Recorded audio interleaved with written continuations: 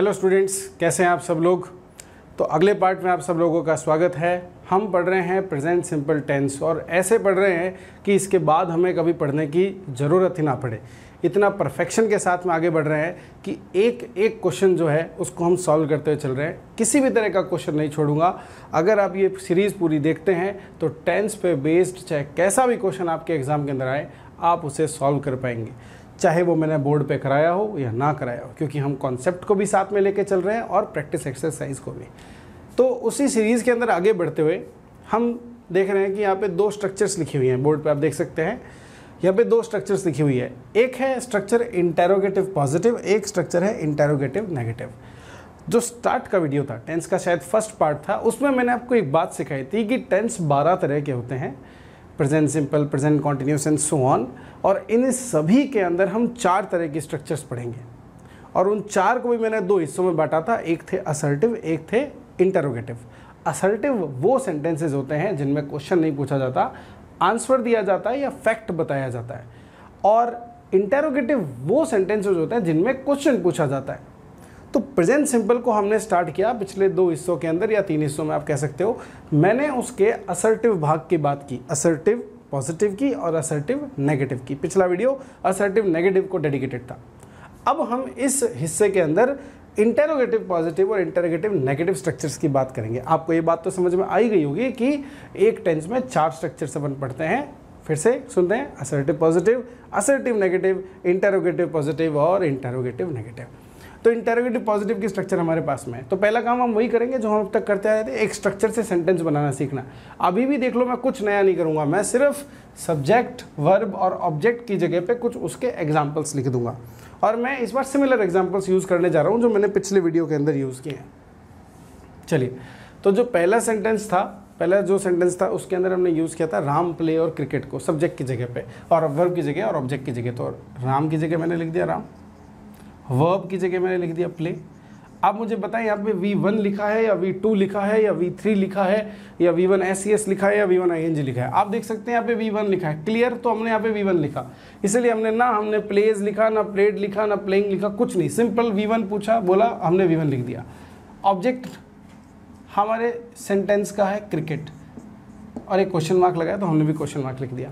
अब डू और डज में से किसको भरना है ये तो अपन सीख चुके हैं। इससे पहले वाली वीडियो के अंदर आपको सिखाया डू और डज जो है वो कौन डिसाइड करता है। सबसे पहली बात, डू और डज को कौन डिसाइड करेगा कि क्या आएगा, वो होगा आपका सब्जेक्ट। सब्जेक्ट है राम, राम आपके हिसाब से सिंगुलर है प्लूरल, सिंगुलर, तो सिंगुलर यानी कि हमें लिखना होगा डज।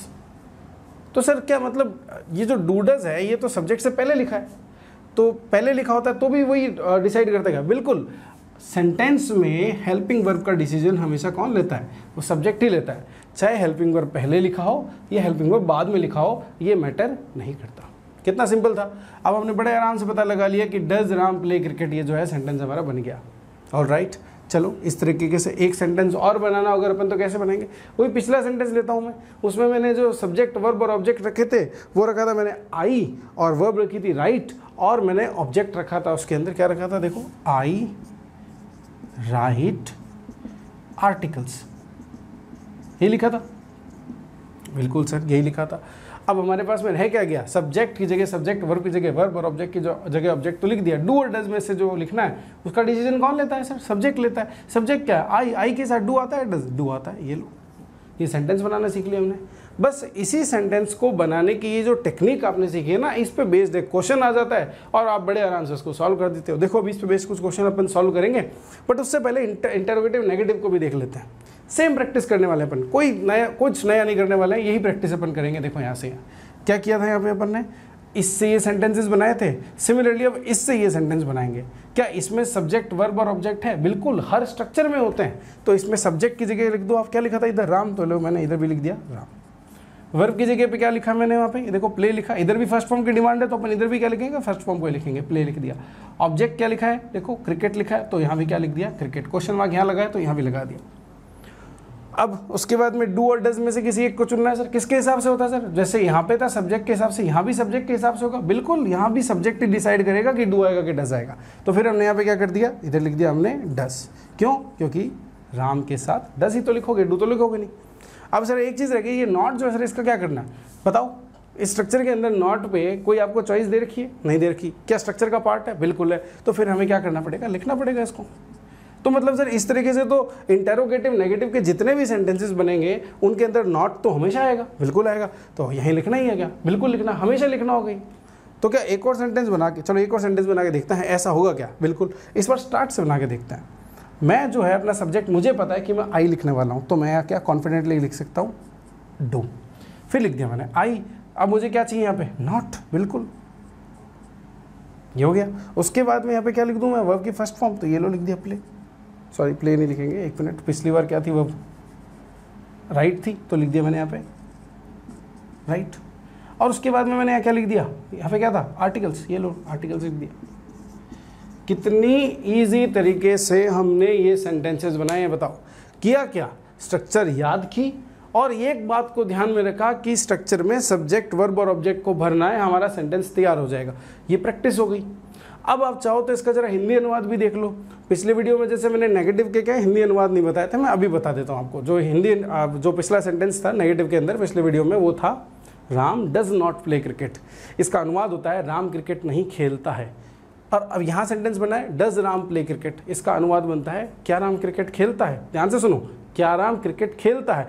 इस सेंटेंस को बोलने से आपको अनुभव होगा, ये अनुभूति होगी कि इसमें क्या है कि क्वेश्चन पूछा जा रहा है, और जब क्वेश्चन पूछा जा रहा है तो लास्ट में क्वेश्चन मार्क लगेगा। इसमें देखो does Ram not play cricket, यही तो लिखा है। इसका अनुवाद क्या होगा? क्या राम क्रिकेट नहीं खेलता है?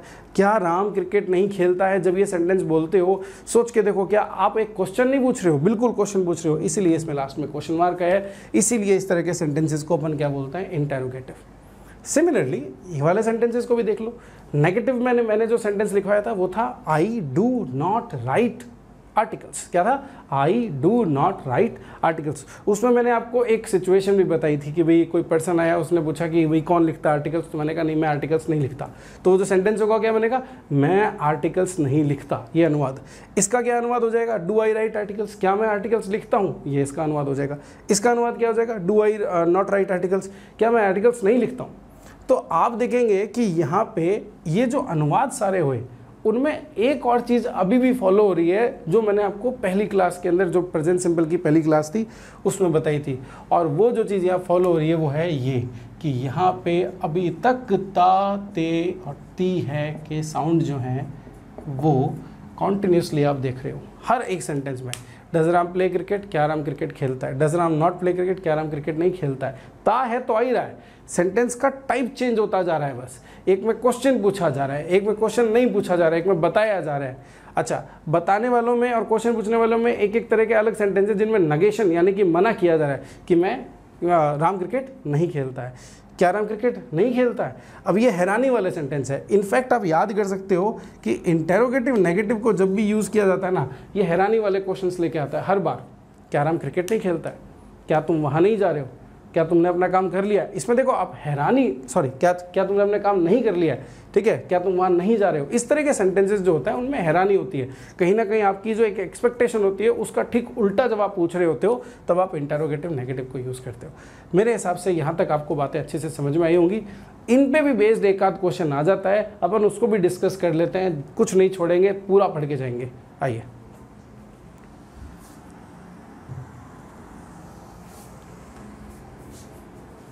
अब आप लोग देख सकते हैं आपकी स्क्रीन पे कि यहाँ पे कुछ क्वेश्चंस मैंने आपके लिए लिखे हैं, और ये जो क्वेश्चंस हैं इसी तरह के क्वेश्चंस आपके एग्जाम के अंदर आते हैं। इस तरह के क्वेश्चंस का नाम जो होता है वो होता है स्पॉटिंग एरर। अब इसमें जो है, जैसा कि नाम है, एरर को स्पॉट करना है, यानी कि एरर को ढूंढना है, पहचानना है कि किस जगह पर है। तो मैं आपको पहले क्वेश्चन के अंदर इंस्ट्रक्शंस को समझाता हूँ। सेम इंस्ट्रक्शंस बाकी सभी क्वेश्चंस के लिए होंगे। उसके बाद आप वीडियो को एक बार पॉज करना, एक बार अटेम्प्ट करके देखना। तो पहला जो सेंटेंस है आप देखेंगे, पहला क्वेश्चन जो है उसे मैंने पूरा लिखा है, लास्ट में क्वेश्चन मार्क लगाया है, और इन ऑब्लिक मार्क्स के साथ में मैंने इनको, इस सेंटेंस को 3 हिस्से में बांटा है, और 3 हिस्सों को मैंने नाम दिया ए, बी, सी। आप देख सकते हैं सिमिलरली बाकी सभी क्वेश्चंस में भी मैंने यही किया, ए बी सी और सिमिलरली सो ऑन। हर हिस्से के एंड में मैंने डी ऑप्शन लिखा हुआ है यहाँ पे, और ये मैंने इसलिए लिखा है कि पहले आप इंस्ट्रक्शन को पूरा समझें कि अगर ए, बी या सी किसी हिस्से में कोई भी ग्रामेटिकल एरर है अगर, तो आपको उस हिस्से को अपना आंसर नॉमिनेट कर देना है कि भाई ए, बी और सी में से ये बी हिस्सा है सर ये गलत है, या फिर सी हिस्सा है ये गलत है, या फिर ए हिस्सा है गलत है। अगर आपको लगता है कि दिए गए सेंटेंस के अंदर कोई भी एरर नहीं है, ये ग्रामेटिकली एप्ट क्वेश्चन है, यानी कि इसमें बिल्कुल कोई भी गलती नहीं है, ग्रामेटिकली ये बिल्कुल सही है, तो आप कौन से ऑप्शन को चुन लोगे? डी। यानी बात समझ में आ गई कि एक सेंटेंस है 3 हिस्सों में बटा है, उसमें कहीं कोई एरर है तो जिस हिस्से में एरर है ए में, बी में या सी में, उसको टिक कर देंगे, वो हमारा आंसर हो जाएगा। अगर कोई एरर नहीं है तो फिर हम किसको टिक कर देंगे? डी को टिक कर देंगे। ओके, तो इंस्ट्रक्शंस मेरे हिसाब से आपको समझ में आए होंगे। मैं एक बार के लिए साइड हटता हूँ, आपको 2 मिनट का टाइम मिलेगा, आप वीडियो को पॉज करें, उसके बाद फिर वीडियो को वापस स्टार्ट करना। तो अब तक आप लोगों ने इसको अटेम्प्ट करके देख लिया होगा पॉज करके। अब इसके जल्दी से आंसर्स की बात करते हैं। आइए पहला क्वेश्चन देखते हैं। पहला क्वेश्चन लिखा हुआ है, does they not live with you in this hostel. देखो, अगर इंग्लिश के स्ट्रक्चर्स याद कर चुके हो तो इस बात को याद कर लेना, नहीं किया तो मैं याद करवा देता हूँ कि जिस हिस्से में डज दिख गया यानी कि ये प्रेजेंट सिंपल टेंस है। ऑलराइट, अगर प्रेजेंट सिंपल टेंस है तो ये वही स्ट्रक्चर होगी जो अभी हमने पढ़ी थी, और इसमें नॉट भी दिख गया तो ये हमें ये तक समझ में आ गया कि जरूर ये क्या है, इंटरोगेटिव नेगेटिव स्ट्रक्चर है प्रेजेंट सिंपल टेंस की। एंड इतना आगे तो बढ़ना भी नहीं है, ये इतने में ही खत्म हो जाता है कि आप इतना देखो बस कि यहाँ पे दे लिखा है, क्या लिखा है, ये जो दे है ये सब्जेक्ट वाली जगह पे है, बिल्कुल है। ये जो डू डज लिखा है, डज का हमेशा एक ऑप्शन होता है, कौन सा? डू होता है। तो सर यहाँ पे सब्जेक्ट के साथ में जो है कि यहाँ पे डज आना चाहिए, डू, ये हमने अभी पढ़ा था थोड़ी देर पहले। दे आपके हिसाब से सिंगुलर है या प्लूरल? जब दे शब्द को बोलते हो सिंगुलर महसूस करते हो या प्लूरल महसूस करते हो उसे? ऑफकोर्स ये क्या होता है, ये होता है प्लूरल। और प्लूरल चीज़ों के साथ में डू का यूज़ किया जाता है, डज का नहीं। तो ये हो गया गलत, यानी कि आपका आंसर क्या हो गया? आपका आंसर हो गया ए। ए आपका आंसर है। बी गलत, सी गलत, इनको किसी को नहीं चुनना, ए को आपको टिक कर देना है। इसी तरीके से इस क्वेश्चन को देखते हैं। अब लिखा है do Akash fly in the sky. आगे पूरा पढ़ना ही नहीं है, सिर्फ ये देख लो, पहली चीज़ ही चेक ये कर लिया करो कि अगर डू लिखा है तो जल्दी से सब्जेक्ट को देख लो जरा। सब्जेक्ट क्या लिखा है? आकाश। आकाश आपके हिसाब से सब्जेक्ट किस तरह का लगता है आपको? सिंगुलर। सिंगुलर के साथ में डू आना चाहिए, डज आना चाहिए? ऑफ कोर्स डज आता है, पहले पढ़ चुके हैं। इससे पहले भी हमने और क्या पढ़ा, यही तो सीखा था। इससे पहले और इससे पहले वाली वीडियो के अंदर भी हमने यही सीखा था कि सिंगुलर चीज़ों के साथ में डज आता है। जब इसके साथ डज आता है तो ये यहाँ पे डू नहीं आ सकता, यानी कि आपका आंसर क्या हो गया? ए हो गया। ए को टिक करोगे, आपके नंबर आपके पास में। Does she not knows my name, यहाँ पे लिखा हुआ है। आओ आगे बढ़ते हैं, इसको देखते हैं। यहाँ लिखा है शी, हमारे जो सब्जेक्ट है उसकी जगह पे क्या लिखा हुआ है? शी। शी को जब हम बोलते हैं तो ये किसी एक लड़की के बारे में बोल रहे हैं वर्ड? ऑफ कोर्स बिल्कुल सही, तो ये हो गया सिंगुलर। सिंगुलर सब्जेक्ट है हमारा, फाइन। सिंगुलर के साथ सर डज आता है कि डू आता है? सिंगुलर के साथ डज आता है। अभी पीछे क्वेश्चन में अपन चेक करके हैं कि सिंगुलर के साथ में डज आता है, तो फिर ये तो क्या हो गया सर? ये तो सही है, यानी कि ए हमारा ऑप्शन नहीं है, क्योंकि ये तो चीज़ें सही लिखी हुई है। लेकिन जब आप आगे बढ़ते हो तो अब यहाँ लिखा है नॉट, फिर लिखा है यहाँ पे नोज। नोज देख के ना आपको बिल्कुल रुक जाना है। क्यों? क्योंकि आप देख रहे हो यहाँ पे वर्ब के साथ में एस और एस लिखा हुआ है। वर्ब के साथ में जब एस और एस लगता है ना तो वहाँ पे आंखें खुल जानी चाहिए कि ये तो प्रेजेंट सिंपल का पार्ट है, और वो भी फर्स्ट वाली स्ट्रक्चर का, असर्टिव पॉजिटिव का। और इनफैक्ट मैंने पिछले वीडियो में आपको एक बात सिखाई थी कि जब भी डू, डज और डिड सेंटेंस का पार्ट है तो उस सेंटेंस की मेन वर्ब V1 के अलावा और कुछ हो ही नहीं सकती। ना V2, ना V3, ना V1 SES, ना V1 ING, कोई दूसरी वर्ब नहीं हो सकती। सिर्फ क्या हो सकता है? V1 हो सकता है। और ये V1 के साथ S लिखा हुआ है, इसलिए ये गलत हो जाएगा। आंसर हो जाएगा नो। हमारा आंसर हुआ B। पहुँचोगे यहाँ तक बड़े आराम से? जिन लोगों का ये गलत हुआ कोई बात नहीं, इसके बाद में आपके सारे सही हुए होंगे। ऊपर वाले तो दोनों मेरे हिसाब से 90% स्टूडेंट्स के सही हुए होंगे। ये देखते हैं, यहाँ लिखा है डू, उसके बाद जो सब्जेक्ट का हिस्सा है वहाँ पे लिखा हुआ है योर। तो योर जो होता है वो यू से सिमिलर वर्ड लग रहा होगा आपको, और यू जो है उसको अपने टेबल में जल्दी से चेक कर सकते हो कि यू के साथ में डू ही आता है, तो ये तो हिस्सा सही हो गया। लेकिन ध्यान से देखो, मैंने यहाँ यू नहीं लिखा है, ये योर लिखा हुआ है। और योर जो होता है वो कोई प्रोनाउन नहीं होता, वो डिटर्मिनर होता है, यानी उसका उस पर डिपेंडेंस होता ही नहीं है, उसके साथ वाले नाउन पे डिपेंडेंस होता है। अब यहाँ नाउन क्या लिखा है? मदर। जब आप योर मदर बोलते हो, अब इसको फील करके देखो, जब योर मदर किसी के बारे में आप कहते हो कि योर मदर, सामने वाले पर्सन को बोलते हो, तो आप बताओ जब योर मदर कहते हो तो आप सिंगुलर फील करते हो या प्लूरल फील करते हो? ऑफ कोर्स आप सिंगुलर फील करते हो। तो ये जो हमारा सब्जेक्ट है गाइस वो सिंगुलर ही है, जो किस पे डिपेंड कर रहा है? मदर पे, योर पे डिपेंड नहीं कर रहा है। यहाँ पे योर की जगह माई आ सकता है, देयर आ सकता है, हिज आ सकता है, हर आ सकता है, कुछ भी आ सकता है। लेकिन जो सब्जेक्ट है वो कौन है? वो नाउन डिसाइड करता है कैसा है। तो ये मदर हो गया आपका सिंगुलर सब्जेक्ट, और सिंगुलर सब्जेक्ट के साथ में डू नहीं आता सर। इसके साथ में क्या आता है, डज आता है। तो सिंगुलर के साथ जब डज आता है तो ए हमारा आंसर हो गया। इट्स दैट सिंपल, इतना ही ईजी है ये, है ना। तो इसको देख के घबरा मत जाना। कई बार स्टूडेंट क्या करते हैं, योर देखते हैं, योर को यू समझ लेते हैं, योर तो यू है। अरे योर यू नहीं होता, योर यू से अलग शब्द है। अगर यहाँ यू लिखा होता तो डू बिल्कुल सही होता, लेकिन यहाँ पे क्या लिखा है, योर। तो अब हमें आगे देखना पड़ेगा क्या लिखा है। आगे जो लिखा है वो अगर सिंगुलर है तो बिल्कुल उसके हिसाब से चेंज करना होगा। Got it. आइए ये वाला सेंटेंस देखते हैं। Does he and his friends not learn swimming. अब ज़्यादातर स्टूडेंट्स इसमें क्या करते हैं कि थोड़ा सा अपनी स्पीड बढ़ा लेते हैं। वो देखते हैं लिखा है ही, ये हो गया हमारा सिंगुलर सब्जेक्ट, सिंगुलर के साथ में दे रखा है डज, टिका दो ऑप्शन डी। लेकिन उन्होंने देखा ही नहीं, अरे ही के बाद में ये एंड भी तो लिखा है, और ये एंड जो होता है ये प्लस का काम करता है, बताया था। इसके बाद में हिज फ्रेंड्स लिखा हुआ है। अब ये 1 + मैनी इक्वल्स टू मैनी होगा ना। एक के साथ अगर एक से ज़्यादा चीज़ों को जोड़ोगे तो वो प्लूरल ही बनेंगे। और अगर आपका सब्जेक्ट प्लूरल है तो प्लूरल के साथ में क्या आता है, डज आता है क्या, नहीं नहीं नहीं, प्लूरल के साथ तो डू आता है। इसलिए आपका आंसर हो गया ए। डी नहीं होगा, क्या होगा, ए होगा। क्या क्या नई चीज़ आ गई यहाँ पे, सर अगर ये ही लिखा होता सिर्फ यहाँ, ये एंड हिज फ्रेंड्स नहीं होता सर, तो फिर क्या करते हैं, तो डज ही आता, तो डज ही आता, बिल्कुल सही था। सर अगर सिर्फ हिज फ्रेंड्स लिखा होता तो, अरे सिर्फ हिज फ्रेंड्स मतलब प्लूरल ही तो है, ये एस दिख रहा है ना। अगर ये प्लूरल है तो प्लूरल के साथ फिर क्या आएगा, प्लूरल के साथ डू आएगा। अगर सिर्फ ही होता तो डज आएगा, दोनों आएंगे तो ऑफ कोर्स क्या आएगा, डू आएगा। सिंपल सी चीज़ है। सिंगुलर फील कर रहे हो डज लगाओ, प्लूरल फील कर रहे हो डू लगाओ। आगे चेक करना है तो कर लो। देखो नॉट के बाद में देखो इधर भी फर्स्ट फॉर्म ही आ रही है। देखो अपन ने कहा था कि डू डज आ जाता है तो फिर फर्स्ट फॉर्म आती है, तो यहाँ भी हो रही है वो।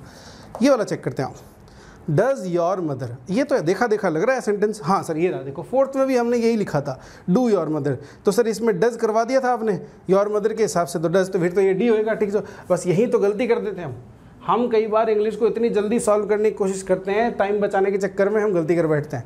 आपने ये तो देखा कि डज लिखा है योर मदर के हिसाब से, जो बिल्कुल सही है, लेकिन आगे इस चीज़ को नोटिस किया आपने कि यहाँ पे हमने डू डज वाले सेंटेंस में मेन वर्ब को एस और एस के साथ लिख दिया, विच इज़ नॉट पॉसिबल। तो ये गलत है, आंसर होगा बी। आंसर आ जाएगा यहाँ पे क्या, वर्क। That simple. तो भाई आपके इस वाले हिस्से के अंदर ये जो हमने इंटेरोगेटिव पोर्शन पढ़ा उसमें भी डू डज के और वर्ब की फर्स्ट फॉर्म के क्वेश्चंस आ सकते हैं। सेम तरह के क्वेश्चन जो थे आपके असर्टिव नेगेटिव के अंदर भी थे। तो ये सिमिलर तरह के क्वेश्चन जो हैं इन तीनों हिस्सों में से आ सकते हैं, बट आपको तैयार रहना है। इंपॉर्टेंट प्रैक्टिस हम जितनी कर सकते थे किए। हमने ऑलमोस्ट प्रेजेंट सिंपल के अंदर ही है ना, एटलीस्ट प्रेजेंट सिंपल में अपन ने 30 से 40 तरह के सेंटेंसेस को डिस्कस किया है। मुझे लगता है इससे ज़्यादा प्रैक्टिस की आपको ज़रूरत नहीं है। अब कॉन्सेप्ट आपके पूरा अच्छे से दिमाग में है, सिर्फ इस वीडियो को देखने मात्र से आपका ये टॉपिक तैयार हो गया है। मैं मानता हूँ कि एक बार और अगर इस वीडियो को एग्जाम से पहले देख लोगे इस पूरी सीरीज़ को, तो मैं मान के चलता हूँ कि आप इस वीडियो के चलते एक भी क्वेश्चन अपना एग्जाम के अंदर नहीं छोड़ गए होगे। गलती तो होगी ही नहीं। चलिए मिलते हैं अगली वीडियो के अंदर। Thank you so much guys, bye bye.